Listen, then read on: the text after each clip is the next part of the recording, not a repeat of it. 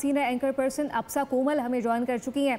अप्सा, बड़ी डेवलपमेंट है, सदर मुमलिकत ने चीफ ऑफ डिफेंस फोर्सेस की मंजूरी दे दी है, क्या कहिएगा? जी बिल्कुल, ये वाज़ेह हो गया था जब समरी भेजी गई थी तो उसके बाद कि अब आज ही नोटिफिकेशन भी हो जाएगा।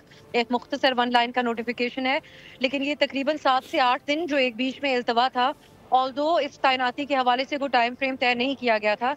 लेकिन जो 7 दिन थे वो इसलिए सिग्निफिकेंट थे जो डिले था, क्योंकि जॉइंट चीफ की रिटायरमेंट के बाद से एक मुश्तरका निज़ाम जिसको हम कहते हैं, पहले तो उसको सिंबॉलिक समझा जाता था, लेकिन जो जॉइंट कमांड है उसके एतबार से ये सवाल आईनी तौर पे जो एक सिस्टमैटिकली इस एतबार से उठाया जा रहा था कि ये वेकेंट है ये पोजीशन।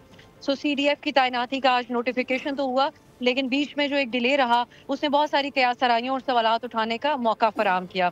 सो मैं ये समझती हूँ कि मज़ीद हमें वजाहत होती कि अगर इसके ऊपर क्लैरिटी के साथ हुकूमत की तरफ से ये मौक़िफ़ रखा जाता कि इसमें डिले की आखिरकार वजूहात क्या बन रही हैं, क्योंकि एक लाइन का नोटिफिकेशन ही तो था। अगर 7 दिन पहले भी जारी कर दिया जाता और बाकी के इंतजामात का जायजा उस दौरान इसके बाद लिया जाता तो इसमें भी कोई हर्ज नहीं था।